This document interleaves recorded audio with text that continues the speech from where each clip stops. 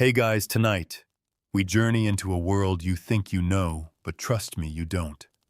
Because tonight we're not following monarchs or tracing maps of conquests. We're stepping far below the banners and above the filth, into the lives of the people who didn't write the history books, but survived them anyway. This is the story of how medieval peasants survived. Not just lived, but survived. Survived plagues that emptied entire villages, survived winters without food, survived taxes that crushed their families' lords who claimed their children and kings who forgot their names, and somehow they endured. But before we get swept into their world, if you enjoy these deep, sleepy dives into the past, go ahead and like this video, subscribe if you haven't already, and leave a comment telling me what time it is where you're listening from. It's always a comfort to see this strange little global village gathering together to drift off. Now dim the lights. Maybe turn on a fan for that soft background hum. Let the day fall away. Let your shoulders drop. Let your breath slow. And let's slip together into tonight's story. Tonight's journey, how medieval peasants survived plagues, starvation, and rulers. We romanticize the Middle Ages, sometimes cobblestone villages, glowing hearths, mugs of ale raised in song. But the truth was far bleaker. Life was uncertain. Justice was rare. And nature itself felt hostile. There were no antibiotics, no food security, no social safety net. There was just earth, sweat, fire, and fear. But somehow, peasants, men, women, children, families managed to outlast it all. They weren't powerful, but they were resilient. They didn't own armies, but they knew the land better than any king. They couldn't read, but they passed knowledge from hand to hand, season to season, learning how to outwit the worst the world could offer.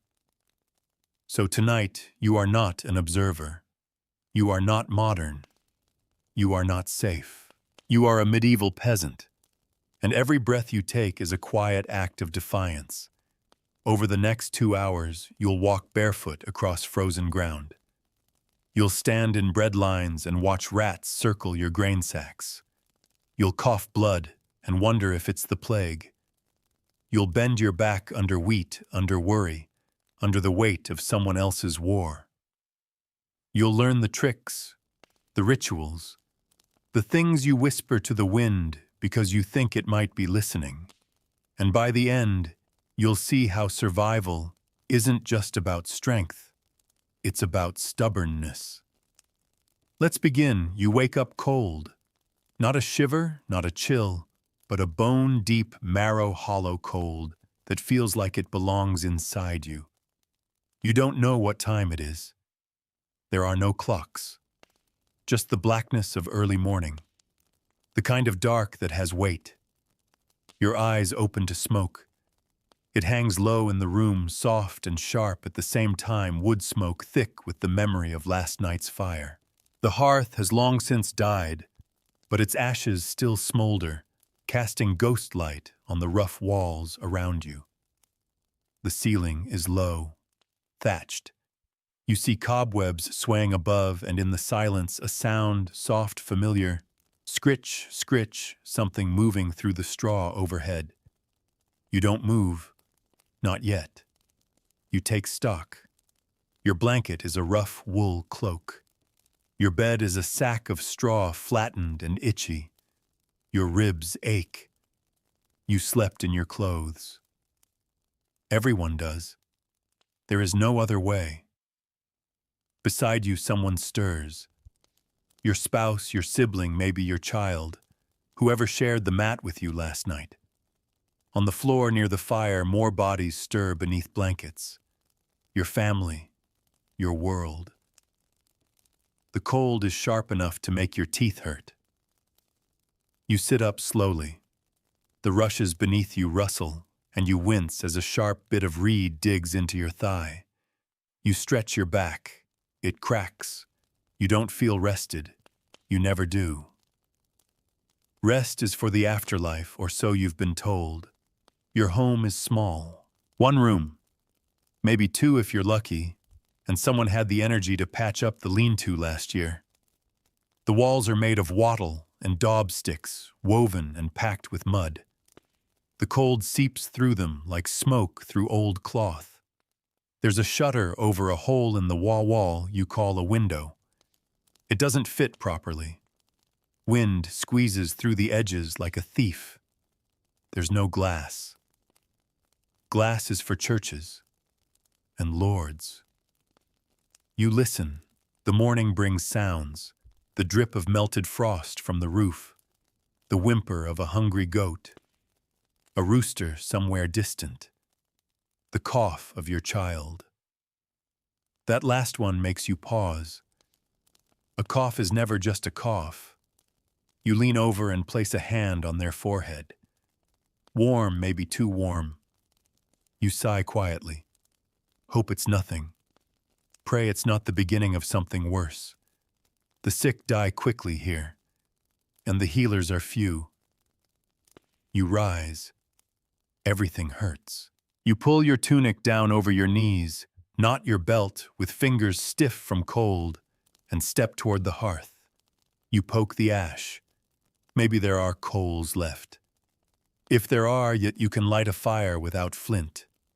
If not, well, you hope your neighbor is awake and generous this morning. You add a stick, some straw. You blow gently. A glow. A flicker. You feel the first thread of heat wrap around your knuckles like a blessing. The others begin to stir. Your eldest child wipes their face with a scratchy sleeve. Someone asks if there's food. There isn't. Not yet. You'll check the pot. You'll scrape the sides. Maybe there's enough for a week's soup, maybe there's not. You glance at the corner where the bread was hung in a sack. You curse. A hole. A familiar one. Rats. Again. They've chewed through the rope this time. Dragged a half loaf across the floor. You find it near the wall, torn, gnawed, dotted with droppings. You throw it in the fire. You do not have the energy to be angry. This is just what mornings are. You look at the others. They look back, hollow-eyed and resigned. You sweep the floor not to clean, but to gather straw for kindling. You sweep carefully. Last week, a neighbor stepped on a rat in the rushes. It bit her ankle. She limped for days. Then she didn't come to market. No one asked why. You open the door and step outside. The cold bites harder. Frost covers the grass. The sky is a dull gray, not yet ready to be blue. Smoke curls from two other huts nearby. The well is still. A few chickens scratch at frozen mud.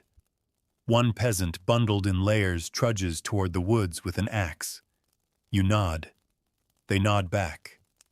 That's conversation enough. You fetch water. It's heavy. The bucket groans. Back inside, the others wait. The fire is growing. You warm your hands, then pull your child close and check their eyes. No redness, no boils, no bleeding, just that cough. You cross yourself, just in case. You check the pot, add water, stir. Pray the flavor clinging to the sides still has strength. You glance again at the chewed rope. You'll have to sleep with the bread under your blanket now, or hang it from the rafters again. But even then, rats climb. They always climb. This is how the day begins, not with choice, but with endurance.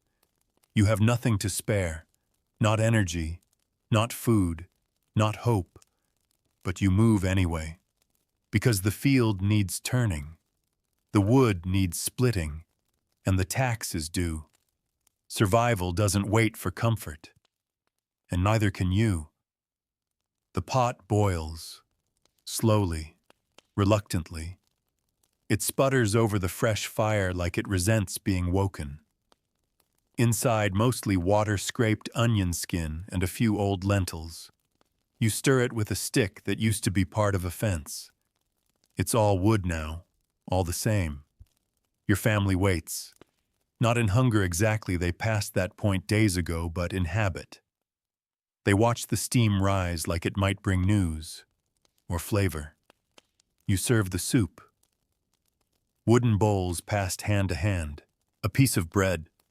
What's left after the rats chewed the edge, dipped quickly, and eaten even faster. No one talks. Chewing is easier in silence. The taste, it doesn't matter. It's warm. And warmth these days is what passes for comfort. This is breakfast. Sometimes you might have pottage, a thick porridge-like mix of oats and vegetables. Sometimes a boiled egg if your hen has been generous. Rarely a sliver of cheese aged more than you'd like to admit. But usually it's this. Soup that was dinner the night before.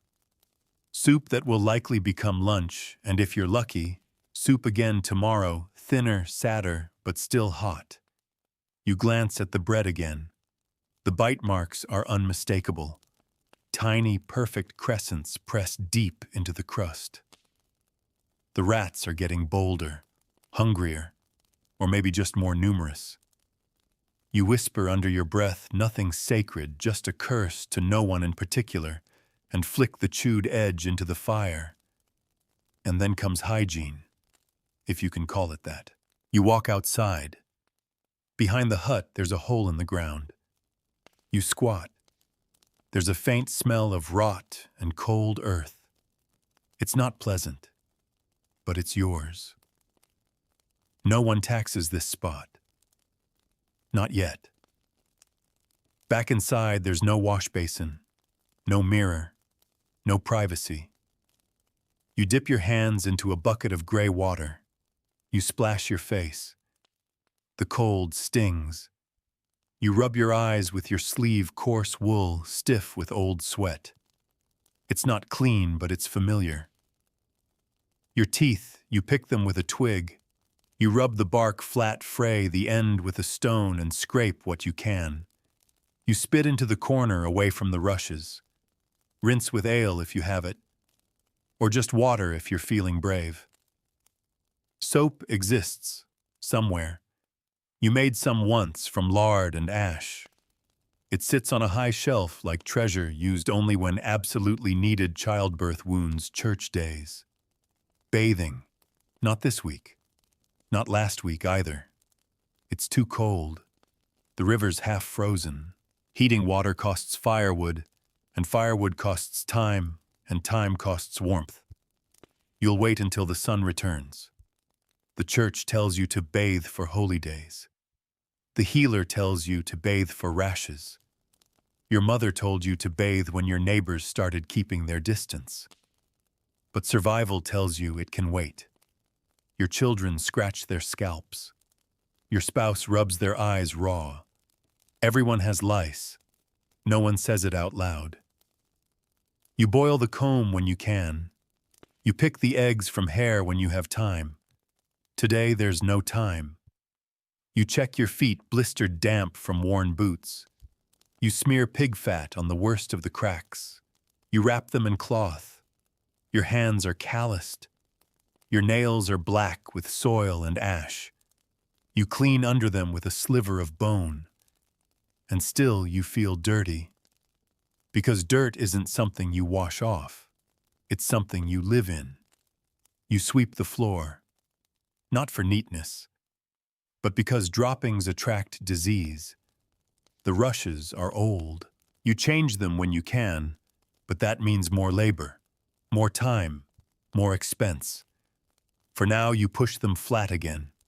Your cat stretches near the fire. You feed it a crumb. It hisses not at you, but at something in the wall. You watch the beam above your head. Something scurries. It's always there. You whisper a quick blessing. You rub a sprig of dried sage between your fingers. The smell calms you. Supposedly it wards off pestilence. or rats, or evil. The old woman in the next hut swears by it. She also claims she once saw a rat read a coin.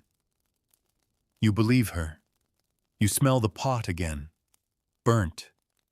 You stir, add a dash of salt, precious and limited. Too much and the soup becomes luxurious. Too little and it becomes punishment. Your spouse coughs. You glance over. Not again, you think. Your mind flashes to boils, to black spots, to the memory of a cart pulling bodies from the next village. You chew your lip. It's probably just the smoke. Probably. You wipe your hands on your tunic. Sling your cloak over your shoulder. Lace your boots such as they are. And you prepare to face the world. You're not clean. You're not full. But you're alive. And in this world that's already a victory, you step outside into the morning air, your breath already rising in pale curls, your limbs wrapped in every layer of fabric you own. Clothing for you isn't about style, it's about survival. Your tunic is wool, thick, coarse, and homespun. It's scratchy against your skin, but it holds warmth. Or at least it holds in the cold so it doesn't escape all at once. You have another layer beneath it, patched at the elbows, stained with sweat and soot. Your cloak is heavy damp with yesterday's rain and carries the scent of smoked garlic and animal hair. It's not elegant. It's not clean. But it keeps your back dry when you kneel in the mud. Your boots are more aspiration than fact. Leather once, now more patch than shoe. One sole flaps as you walk like a tired mouth. The wool wrappings around your calves try to fill the gaps, but the cold always finds its way in. Your belt holds everything you can't afford to lose your knife. A pouch of dried herbs, 2 withered apples, and a bit of cloth you use as a handkerchief. A bandage and a pouch for saving crumbs all at once. There's no wardrobe in your home. No closet. No spare set of clothes. Every garment you own is either on your body hanging from a nail or spread across your sleeping mat to soften the straw. Laundry day, that's when something gets wet. Soap. Only if you made it yourself. Warm water only if you've recently committed to a level of effort that ruins your entire day. You mend with bone needles, with twine made from flax. You stitch patches over other patches until the original garment is a memory wrapped in newer fabric. Children wear hand-me-downs that were already old when you were young. Trousers hemmed shorter and shorter. Tunics let out again and again. Some days you wrap a belt around them just to keep the sleeves from dragging in the soup. And still you're grateful for every stitch. Because warmth is life. And your shelter, it does what it can. Your home is humble, built by your family's hands or maybe your grandfather's hands, and stubbornly standing in spite of time and weather. The walls are wattle and daub. Beneath the surface, it's a skeleton of sticks woven tight like a basket. Mud, straw, and manure pack the gaps. When it rains, it leaks. When the wind howls, it shudders. The roof is thatch, thick, tangled reeds layered over a wooden frame. In summer, it crackles with dry insects and falling dust. In winter, it grows heavy with frost and sometimes caves a little when the snow piles up. The thatch is home to many things: birds, beetles, spiders, and rats. They live in the rafters. You hear them at night, scratching, scrambling, sometimes even squealing. They drop bits of chewed thatch into your soup pot if you forget to cover it. You stuff herbs into the eaves. You hang charms. You leave the cat on guard. It helps, a little. Inside space is tight. The hearth sits in the center, blackened with years of soot. Around it, everything else, your bedrolls, a crude table, some stools, your storage baskets. The walls are bare except for bundles of dried nettles and a crude wooden cross. There are no windows, just small slits covered by wooden shutters. They let in cold, sometimes light. The floor is dirt, covered in rushes. The rushes catch everything: ash, spills, rat droppings, lice. You replace them when you can, which isn't often enough. Your food hangs from the ceiling in baskets tied to beams. Your pots line the hearth. Your tools hang by the door. There's no privacy. If someone gets sick, they cough in the corner. If someone dies, they die in the center of the room. You build memories in layers of noise, smell, smoke, and struggle. But it's yours, and you protect it. You patch the holes. You hammer boards. You sweep the floor even when it seems pointless. Because your home is more than shelter. It's proof. Proof that you exist, that you can endure, that even in a world ruled by lords and plagued by death, you can carve out one space and say, "This is mine," even if the rats sometimes forget that. You stuff another cloth into the wall where a draft creeps in. You light a candle. You sit near the hearth. And you rest for a moment, not because the work is done, but because the shelter you've built is holding. For now. The sun isn't even fully up yet, and your body already aches. You haven't even moved. But your bones remember yesterday and the day before, and every day that came before that, every moment you've lifted, hauled, dug, planted, and staggered back home so exhausted you could barely finish your gruel. Because you're a medieval peasant, and work isn't something you do, it's something you are. Every breath is labor. Every hour survival. The rooster crows, though. Let's be honest, that thing's been crowing since it was still dark. You roll off your straw bedding brush bits of hay from your tunic, and hope today your hands don't blister worse than yesterday. Your first job, get water. If the well isn't frozen, if your neighbors didn't poison it out of spite or superstition, if you don't slip and crack your skull on the ice. So you take the bucket, whisper a prayer to Saint whoever protects knees, and begin. From there, the work stacks up like firewood in winter. In spring and summer, you plow fields with tools that have seen better centuries. Your plow is made of wood. It creaks like a dying ox every time it touches rock and medieval soil. All rocks. You guide it as best you can, praying the ox doesn't drop dead mid-furrow. If it does, you don't just lose an animal. You lose a season. Planting comes next. Your hands dig through soil, fingers numb or bleeding. If it rains too much, everything drowns. If it rains too little, everything withers. But you plant anyway, because not planting is death. Later in the year, harvesting turns your body into a tool. You swing the sickle, bend, gather, swing again. You do it until your back begs for mercy. There is no mercy. You wrap a cloth around your waist to ease the ache. It doesn't help. You keep going. If you're lucky enough to have a cow, you milk it. If you've got chickens, you check the coop. If you've got a pig, you feed it scraps and hope it grows fat, because its death might be your life come winter. Women don't rest either. They churn butter, mend clothes, gather herbs, tend gardens, birth children, care for the sick, cook, and still help in the fields. It's not multitasking. It's the bare minimum. And if you're a child, congratulations. Your life of labor starts now. Herd the sheep, chase off crows, sweep the house, stir the pot. Memorize the grind, because it will be your rhythm for the rest of your life. No gloves, no boots, no safety. If you slip on a wet stone fall with a scythe or catch a chill from the river, there's no rescue. You just hurt.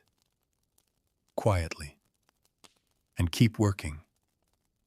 Your Lord, He takes a share of your grain. The church, a tithe.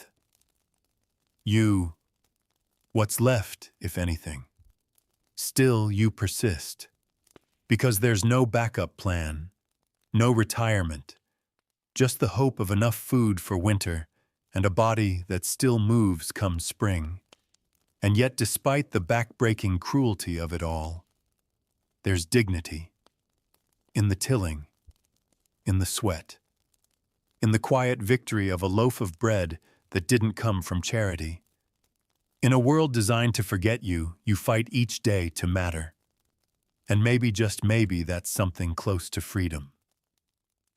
You kneel. Not because it's Sunday, not because you feel holy, but because you've run out of options. Your daughter has a fever. The grain store is nearly empty, and something has been scratching in the walls at night. You've set traps, lit the fire higher, whispered your curses, but still the sounds return. So now you kneel. Your knees press into the hard-packed dirt near a crude wooden cross nailed crooked above your hearth. You whisper a prayer, not eloquent, not memorized, but desperate. Because this is your reality, a world where the invisible is as feared as the visible, where the plague comes like wind, where the Lord taxes you without looking you in the eye, where your only answer to rats, sickness, frost, and hunger is faith. You don't go a day without believing in something, and most days you believe in everything. Saints, curses, holy relics, full moons, bad smells, demons in the well, the power of rosemary, the evil eye, the goodness of garlic. Your religion, Catholicism, is official. The church governs the soul as surely as the king governs your village. The priest speaks Latin even if you don't. He tells you what to fear, what to confess, what to pay, and still you keep your own customs, because the priest doesn't know about the red string you tie around your baby's wrist, or the way your mother used to spit on bread before throwing it to the birds to keep death from circling the house, or how your grandmother swore by leaving milk at the crossroads to keep the spirits calm. No one taught you to believe. You just learned. You believe in God, yes. You fear Him more than you love Him. You picture Him as a storm, a silence, a hand reaching into your life to take something away. You believe in hell. You live close enough to its edges. You believe in sin. You feel it thick as mud when you curse your neighbor or steal a potato. You believe in saints because they feel more human. Saint Apollonia for toothaches, Saint Isidore for farming, Saint Gertrude to keep the rats away. Her name is scratched on the beam above your food shelf. You say it when you hear skittering. Sometimes it works. Your beliefs are layered, conflicting, practical. You cross yourself before chopping wood. You murmur a charm before a long walk. You throw salt over your shoulder when you spill it. You don't sweep after sunset. You never ever let a cat cross the path ahead of you and keep walking without spitting on the ground. Do you believe these things? Yes. Do they work? Sometimes, and that's enough. Because when the plague comes, and it will, you need something to hold on to. You've seen what it does. You remember the black boils, the way people coughed until their lungs bled, how the village went quiet, how the priest dug 6 graves in one day and then stopped counting. You remember the rats, bold and fat, following the carts like mourners. No one knew what caused it, but everyone agreed God was angry. So you fasted. You flogged yourself. You burned dried lavender. You confessed to lies you barely remembered telling. You drew a cross on your door in chalk. You locked it and didn't speak for 3 days. And still you lost someone. You lit a candle. You cried. Then you went back to work. Because what else could you do? Don't just believe in divine punishment. You believe in divine tests. Every death, every frost, every failed crop is a lesson. Endure it right, and maybe God will spare you next time. Or maybe He won't. But belief isn't about reward. It's about control. When your world gives you so little, belief is the one thing that belongs to you. You can light your candle. You can mutter your charm. You can tie rosemary to the rafters. And when the storm passes, if it passes, you can say, I did my part. And maybe that's the real reason medieval peasants survived. Not because they were stronger, but because they believed enough to keep going. And sometimes that's the only miracle you need. The sun has started its slow descent, but there's still work to do. Always more work. And yet, for a brief moment, you dare to step inside your hut, lower your aching body onto the stool that leans ever so slightly to the left, and breathe in the thick scent of boiling grain. Dinner is not a celebration. It's not a reward. It's maintenance. Like adding oil to a lantern or stuffing straw in a drafty wall. You eat so you can work again tomorrow. But even so, this moment is sacred. You lift the lid from the pot. Inside pottage. Again. A warm, wet stew of barley leeks, old cabbage, and whatever herbs you've foraged. Sometimes, if fortune has smiled, and a chicken has died, or a fish has been caught, you add meat. Not tonight. Tonight it's just grain and green bits. You scrape the bottom and serve it out with the ladle made from a hollowed gourd. Wooden bowls, wooden spoons, no plates, no forks. You eat from what's in front of you, quickly, quietly. It's not because of manners. It's because you're tired. And because the cat has already begun to circle, eyeing what you drop. Bread, maybe. A dark, heavy loaf from the rye flour you traded last market day. You kept it wrapped in cloth stored high, safe from mice. Or so you thought. You find the gnaw marks. You tear away the damaged part. Burn it in the fire without comment. Then tear off a piece for each child. The youngest drops theirs. The cat wins the battle. You drink ale with dinner. Weak, cloudy, often sour, but safer than the stream water which sometimes smells of rot. Water is for washing, not drinking, unless it's boiled, unless you're desperate. Meals are when families gather, not just yours, sometimes a neighbor, sometimes the widow who has nothing left. You share what you can, because one day it might be you showing up empty-handed. After the bowls are scraped, the fire stoked, the pot refilled for tomorrow. There's a pause, and in that pause something rare happens. People talk. Laughter isn't forbidden in a peasant's life. It's essential. It's the only thing that makes the next sunrise bearable. You tell a story. Maybe the one about the man who tried to teach his goat Latin. Maybe the tale of the ghostly knight who rides backwards on a headless horse. The children giggle. The adults smile. You hum a tune, one you learned from your mother. A song about harvest and love and drinking too much cider. Someone claps. Someone sings along. And then someone pulls out a fiddle. Yes, it's missing a string. Yes, it sounds more like a dying crow than music. But no one cares.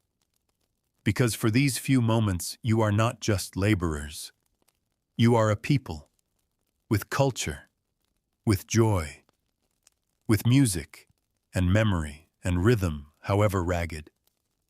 If it's a holy day or close enough, you might go to the green near the church. You might watch a puppet play. Or join in a dance, slow and stumbling. If the reeve is in a good mood, he won't even charge you for it. You drink cheap ale from clay mugs. You throw dice made from bone. You tell jokes about the Lord's beard. Someone inevitably passes out. Someone else sings a song about a chicken that married a duck. And for a while you forget about the cold. the rats, the cough that won't leave your child's lungs, the bread that went missing. You are human again, not a beast of burden, not a number on a tax scroll, not a vessel of sin, but someone who laughs, someone who dances badly, someone who, despite everything, still hopes for spring. When the fire dies low and the stories grow thin, you gather your family close.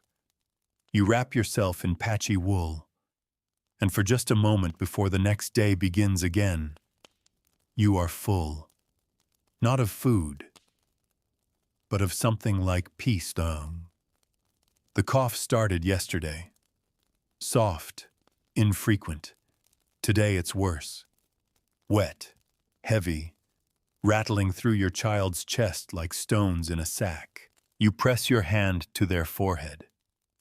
Hot. And not the kind of hot that goes away. You say nothing. Because what is there to say? There are no doctors here. Not really. Just a midwife with old bones and older herbs.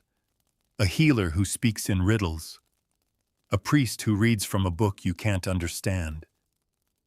Medicine for you isn't science. It's survival wrapped in ritual. You boil water, add elderflower, a bit of garlic if you can spare it, a spoonful of honey if there's any left. The herbs hiss as they hit the pot, releasing steam that smells faintly of hope and rot. You hold the bowl to their lips. They sip, cough again. You whisper a prayer. You check the other children. No cough yet. Good. You pull the sick one closer, wrap them in every scrap of cloth you can find, and rock them gently. Your eyes keep flicking to the corner of the room, to the shadow near the rushes, to where you last saw rat droppings. Because you've seen this story before. Where there are rats, there is sickness, and where there is sickness, there is loss. You still remember the plague. The Black Death came years ago, but time means little when you measure it in graves.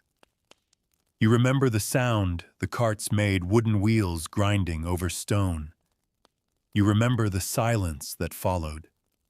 Whole families gone. Doors marked with chalk. Children left alone crying beside bodies that wouldn't wake. And the smell. Nothing will ever smell like that again. You survived, somehow. You buried more than one friend. You whispered your sins into a hole in the ground and covered it with dirt. And then you went back to the fields, because you had to. But you haven't forgotten. No one forgets the plague. So now when a cough lingers, you panic quietly. You boil everything. You burn herbs in the hearth, rosemary, sage, wormwood. You sleep near the sickbed. You avoid touching your own face. You refuse to sweep after dark, because that's when spirits stir, or so they say. You tie red ribbon around your child's wrist. You hang garlic at the door. You scatter salt around the sleeping mat. And you wait. Sometimes they recover. Sometimes they don't. If they don't, you dig. There's no undertaker, no ceremony, just a hole in the ground and a cross made from 2 sticks. You say a prayer. You whisper their name. You place a stone.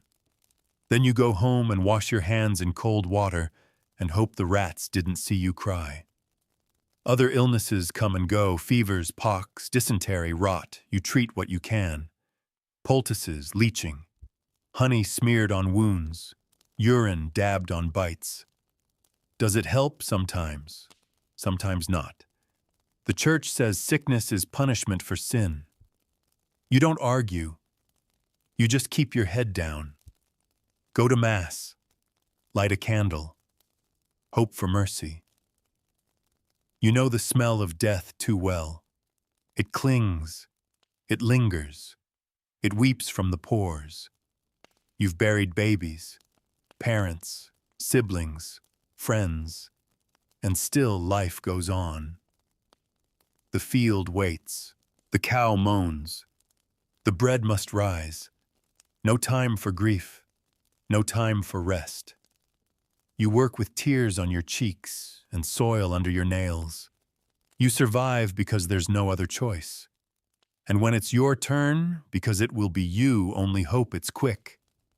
You don't fear death itself. You fear the in-between, the ache, the fever, the confusion, the rats. Yes, the rats. Because once you stop moving, they come. They know. They always know. So you sleep light. You keep your knife close. You stuff the cracks in the wall with whatever you can find. Because if death comes for you tonight, at least you won't face it alone. You'll face it in your home, with the fire low and the saints watching, and maybe, just maybe, a child still breathing beside you. If the village has a spine, it isn't the church or the fields or the Reeves house. It's the woman kneeling by the hearth, stirring the pot with one hand, cradling a baby with the other, scolding a child, packing herbs, slapping a rat away, and preparing for tomorrow all at once. Because in your world, women are the engine of existence. They don't rest. They don't pause. They don't ask. They simply endure. If you're a woman, your life began with quiet commands. Help your mother. Mend this hem. Watch the baby. Your playthings were twine and bones and wooden dolls with names you whispered into straw pillows. You bled young, worked young, grew old before your time. You learned how to make a fire before you learned how to read. You know the weight of a baby on one hip while pulling water with the other. Marriage wasn't a choice. It was a timeline. You became a wife when the seasons said so. Sometimes 13. Sometimes 15. There was no ceremony, just a binding, a moving in, a new name, a harder life. Children come fast, sometimes one a year, sometimes more. Each one a hope, a risk, a burden, a blessing. You've buried as many as you've raised. You remember each name, even the ones no one else does. The ones who lived a day, a week, a month. You keep their memory in the curve of your spine, the creak of your knees, the way you whisper when the wind moans too loud. Your days begin in darkness. You rise before the rooster. Bake the bread. Stir the pot. Collect the eggs. Wash the children. Churn. Spin. Weave. Knead. Patch. You do the math without numbers, how many beans per person, how much water before the next trip to the well, how many hours until night returns. You are the doctor, the cook, the seamstress, the mother, the nurse, the peacemaker. You tend wounds with spit and salt. You scare off rats with brooms and songs. You carry the stories of the dead, the recipes of the living, the dreams of the unborn. And you don't stop, because no one will pick up where you leave off. Your husband. He works too, back bent in the field, hands red with cold, feet blistered. He's tired. So tired. But when he comes home, the house is still standing. Because of you. Children are both salvation and sorrow. They carry water, tend fires, sweep floors. But they also cry, get sick, get lost, get hungry. You teach them not to hope too much. You teach them how to spot spoiled meat, how to scare crows from the field, how to bury a sibling. You do it gently, because there's no time to do it twice. If you are lucky, your child grows into work. If you are very lucky, they stay. Most don't. Boys vanish into war. Girls vanish into other homes, other beds, other kitchens. You keep a bit of cloth they wore, a wooden toy, a smile, and you go back to kneading bread. Family for you is not just love. It's labor. It's shared heat. It's someone to lean on when the pain in your side makes you sit down hard and pretend it's just fatigue. It's laughter in the cold. It's a warm hand in the night. It's knowing the cough you heard across the room doesn't mean another grave this week. You measure life in moments. The sound of your child laughing as they chase a chicken. The way your husband looks at you when you hand him a hot bowl. The soft breath of your baby asleep on your chest. These are riches, more than land, more than coin. They are yours. And so you keep going, because the fire won't stoke itself, and the child needs new shoes, and the rats have returned, and the sky might hold rain, and you have 100 more things to do before sleep, and you will do every single one, because that's what family means here. It's not a story. It's a shift, a job, a vow made every day, and broken only by death. The sun is past its peak now. You don't need a clock to know it. You feel it in your limbs, the way the light shifts, the way the wind picks up through the trees, the quiet murmur of the village less hopeful now, more tense. Afternoon brings more than exhaustion. It brings friction. Because in this small world, everything is shared, and everything shared is eventually fought over. The first struggle work. Your neighbor's ox wandered into your strip of field again. It trampled the edge of your barley. You saw it. He saw it. But no one says anything yet. You say something and it becomes a fight. You say nothing and it becomes resentment. So you grit your teeth. You keep weeding. You let the wind carry your curses. Next, the bread oven. It's communal, which means it's crowded. Everyone wants to use it when the sun is high and the heat is best. You waited your turn. You were polite. But now someone's child threw in dough ahead of yours. Too early, too fast. Now your loaf might burn. You speak up. The child shrugs. Their mother glares.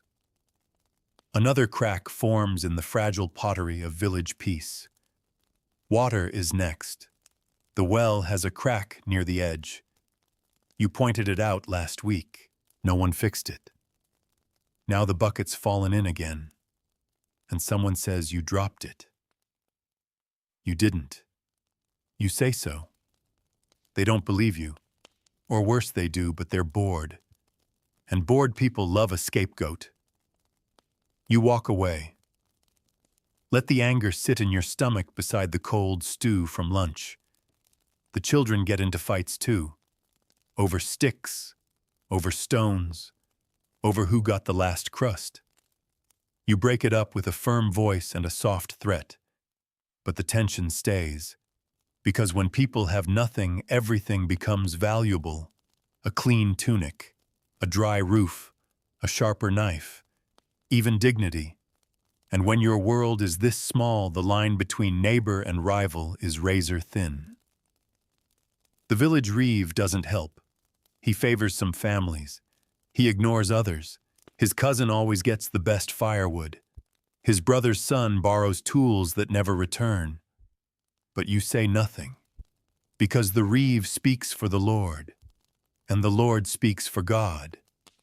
And you just plant carrots, but it's not all personal. Some struggles are baked into the world itself, like taxes. You owe grain, always grain.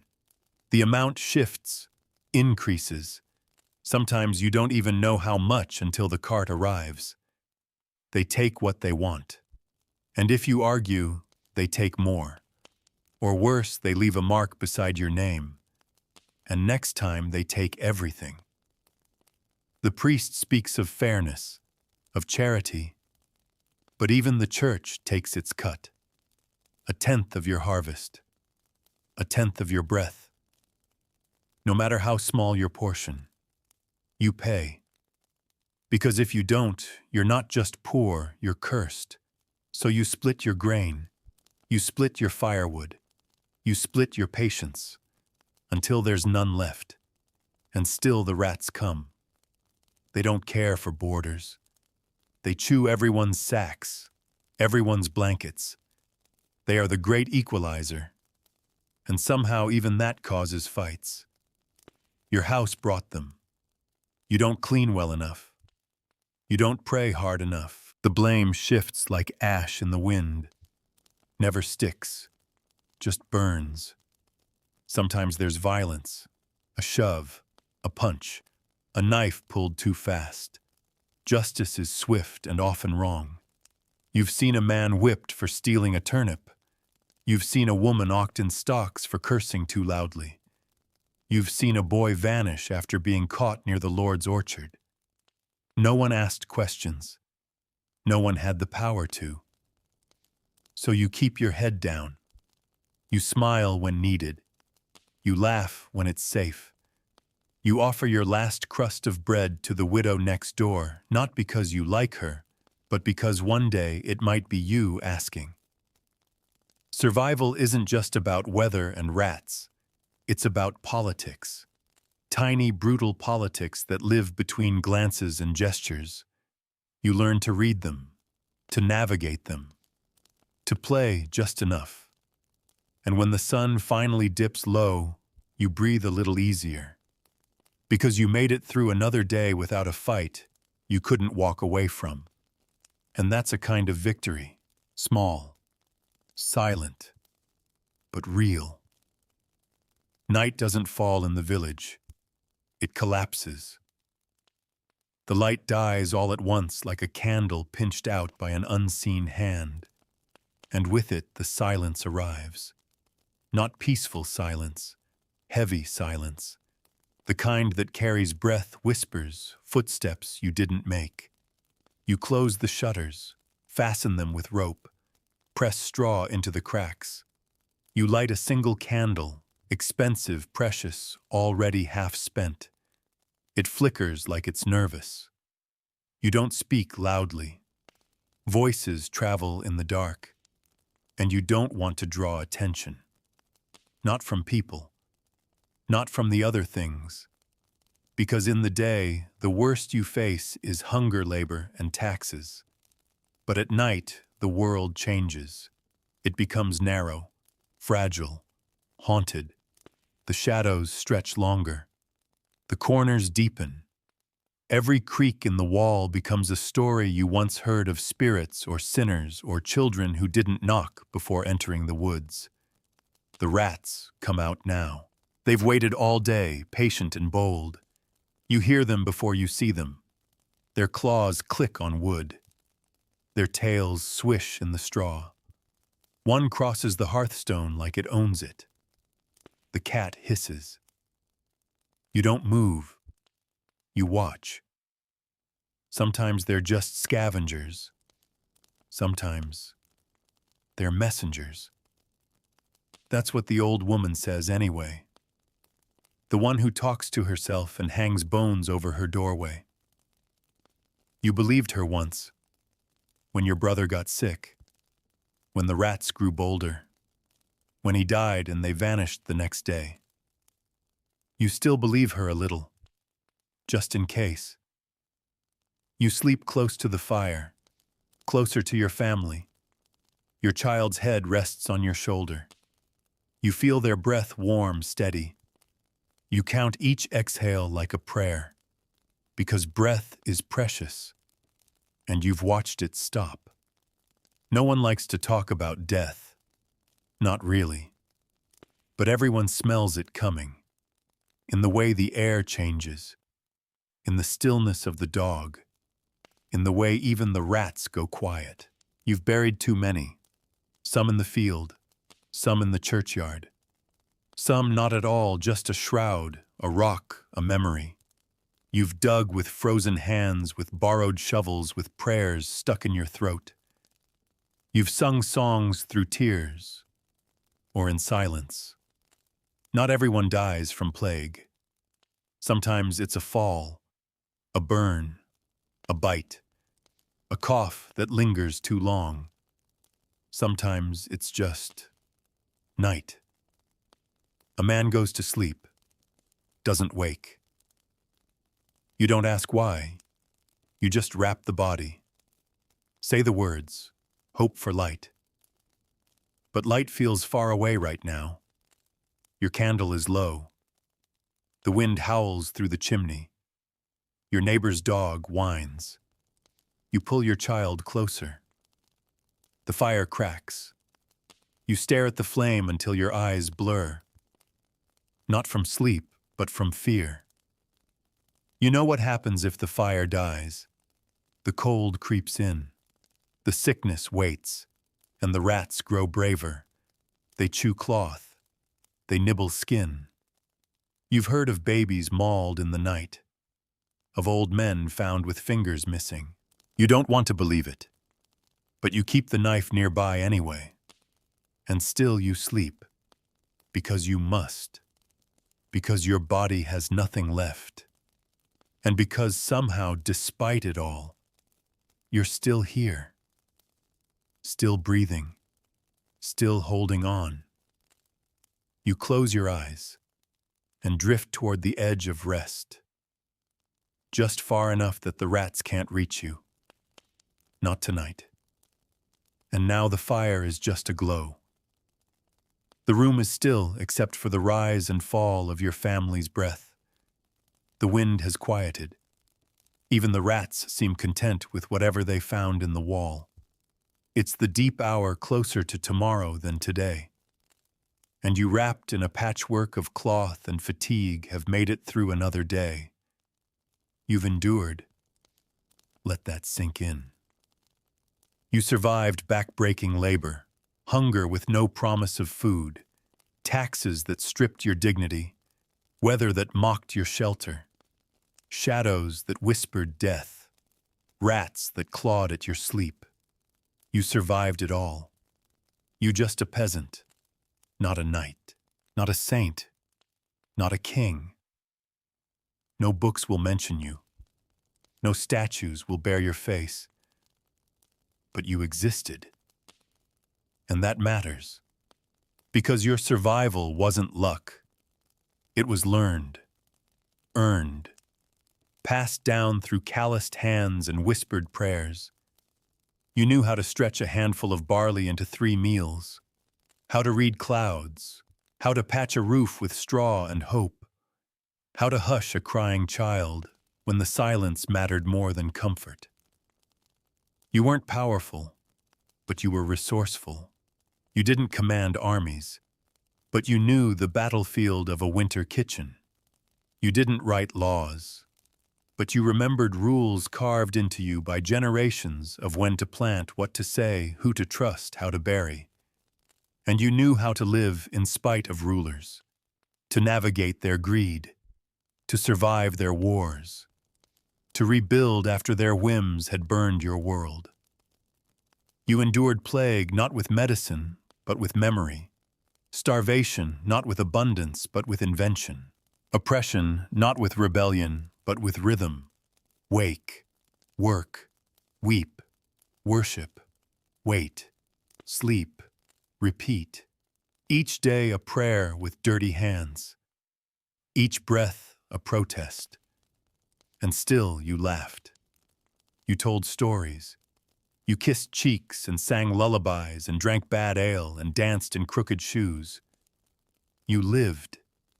You lived. That's what history forgets. That peasants didn't just suffer. They loved. They dreamed. They had humor, however dark. And in the worst of it all, they found ways to make life feel worth clinging to. So now, as you lie there, eyes heavy, heart slow, let yourself drift with the weight of that truth. You are not weak. You are the reason humanity kept going. You are the backbone, the soil, the song, and you don't have to keep your ears open for the rats anymore. Not tonight, because you don't have to wake up in the Middle Ages. Sleep well.